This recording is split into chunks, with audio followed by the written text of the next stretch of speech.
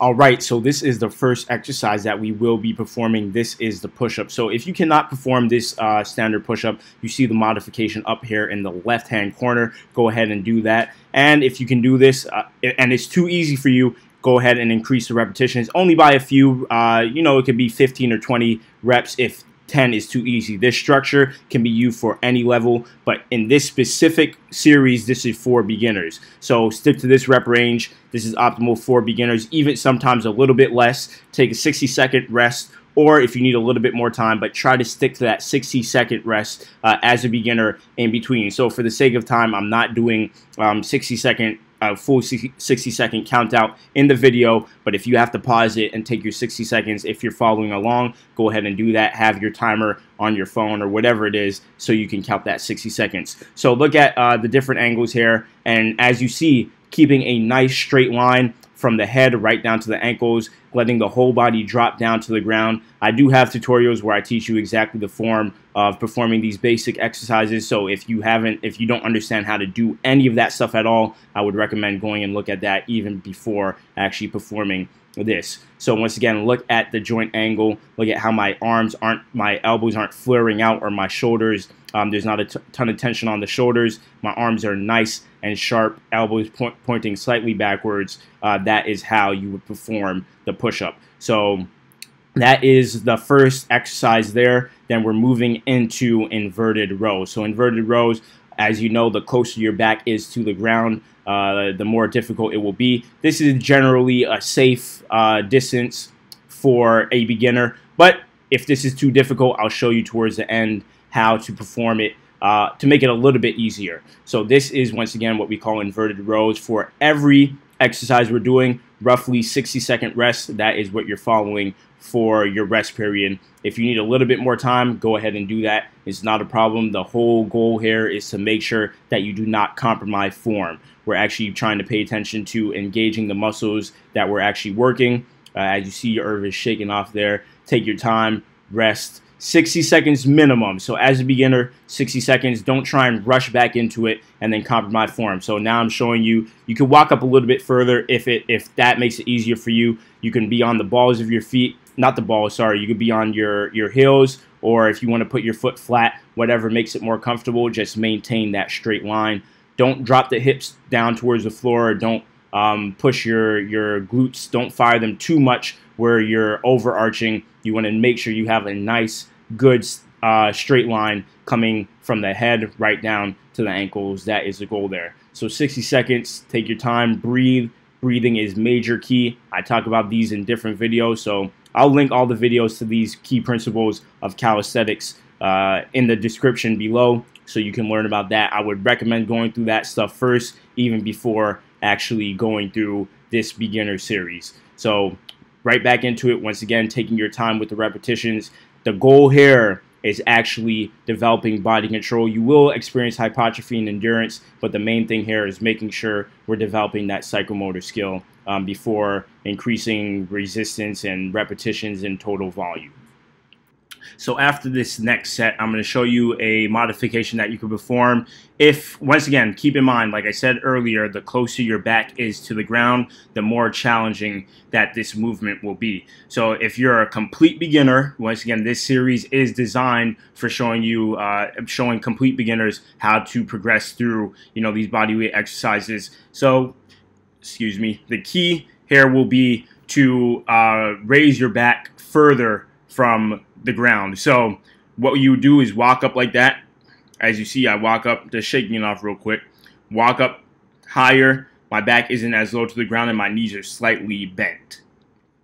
So this is a modification that you can perform as a beginner. And if still even this is too difficult, you could even almost stand totally vertical, totally erect. You can stand like that if you cannot even perform that, which you should be able to perform this even if you're a complete beginner. You should be able to do that. Now we're moving on to dips. So if you can't perform dips, I'm going to show you the modification at the end, and also you can do bench dips, which are a lot easier. You'll see that towards the end of the video, or I'll just put maybe a clip over there in the corner, as you can see that right there. So that is a modification for the dips.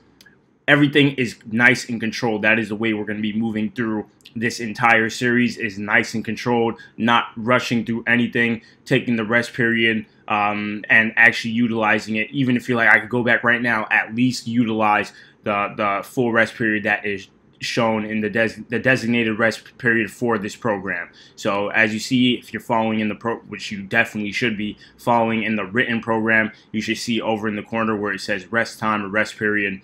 You follow that, and at least at the bare minimum, you stick to that. If you need to take a little bit longer because you are a beginner, then you would do that. And of course, you should be able to understand. If you go through my other videos, I explain how long a rest period should be based on what the goal is. So keep all these things in mind. Very important to know these things, as it is influential in your ability to reach your goal. So the dips, what the purpose of this exercise really is to help in the development of the tricep muscles and the chest. So according to how your body position is, the more forward leaning you are, that's the more chest you'll be targeting, and the more upwards you are, the more triceps you'll be targeting. So of course, depending on that, you might want to just during the routine is move around a little bit, lean forward, lean back, whatever it is. As you see here, this is kind of an a balance of both, hitting both triceps and my chest. So yeah, that's it. Taking, as you see, I'm not going too deep. It's just barely breaking 90 degrees. You don't have to go all the way down to the 90. And my arm is almost at a full lockout. Just be careful when you're extending not to completely snap out the elbows. So as you see here, this is another modification that you can perform. Is your feet are not really there to really push you all the way through. Is just there to take up some of the resistance if your arms simply cannot push your full body weight. So this is here. There's different modifications, but this is most ideal for really having you feel the specific movement, feel the specific muscles that are supposed to be engaged in this exercise, which is the dips.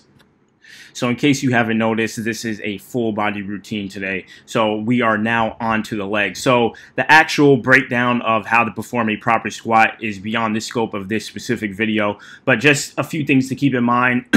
There are different forms per person. Your anatomy and physiology and all these things is what will influence specifically how you as an individual will squat. But generally speaking, this is a box squat. If you are a beginner and you want to develop the strength to perform an actual full squat, this is what this actual exercise is for. It's a modification. If you can already do full squats, go ahead, and you don't have to use the box squat.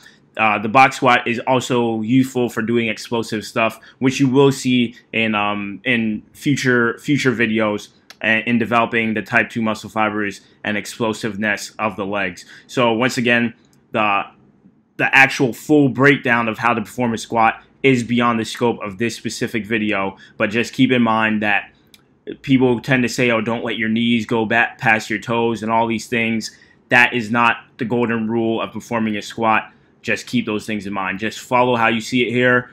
Feet slightly shoulder width apart, with the toes facing outwards slightly, and the knees should follow the line of the toes. So there might be a few modifications and things that I obviously can't see how you specifically are performing the squat, but just try to follow as best possible as you see it being done in the video. As you'll see in the alternate angles, you'll be able to kind of put things together to see how you should be performing a proper squat. So I'll show you, look, about shoulder width apart there, toes slightly pointing outwards, and dropping down with the hips, pushing the hips like I'm sitting in the chair. I'm rubbing myself because the mosquitoes were destroying me out here. This is what I have to go through to make sure I'm getting y'all the gains, or I could have done it in my house because it is calisthenics, right?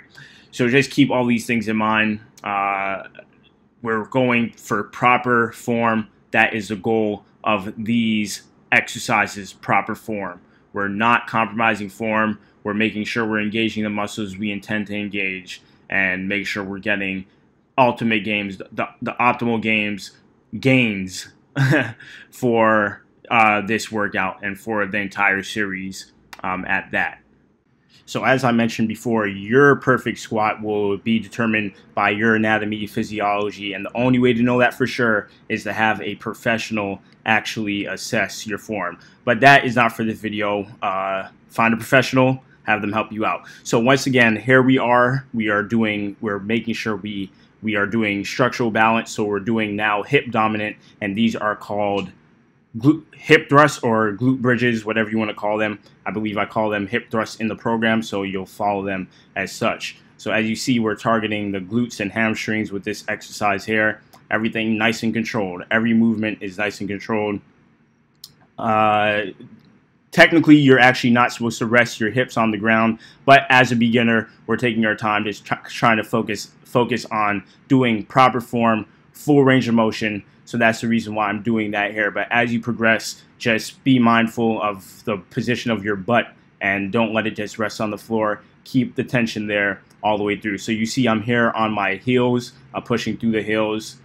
And you could rest your feet flat. It's whatever's more comfortable, but just really focus on pushing through the heels or the midfoot. Well, the heels and the midfoot together.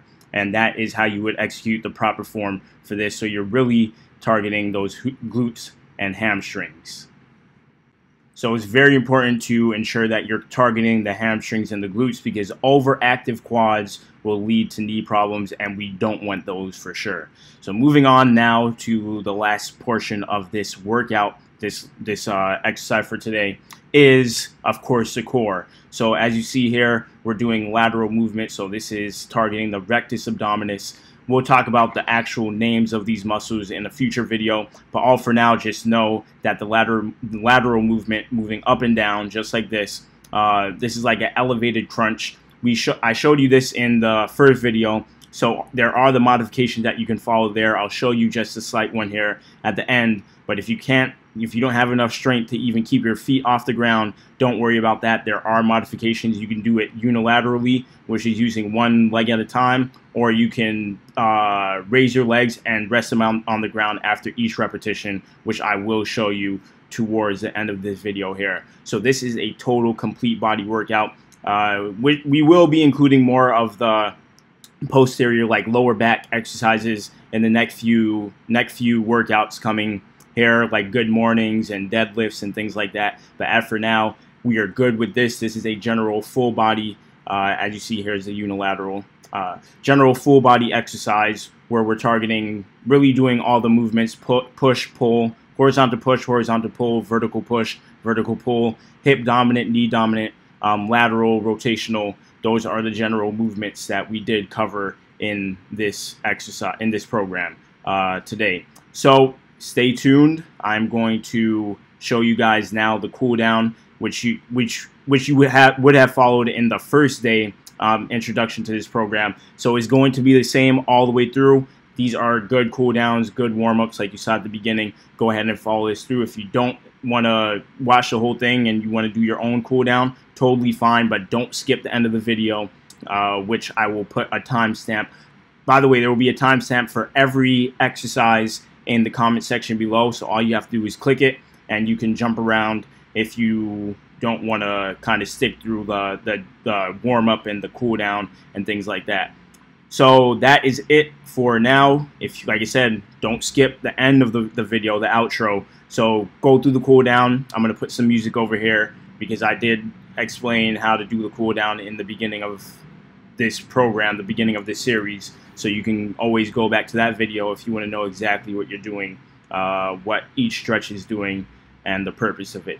So that is it for now. Enjoy the music, enjoy the cool down, and we're going to wrap it up in a second.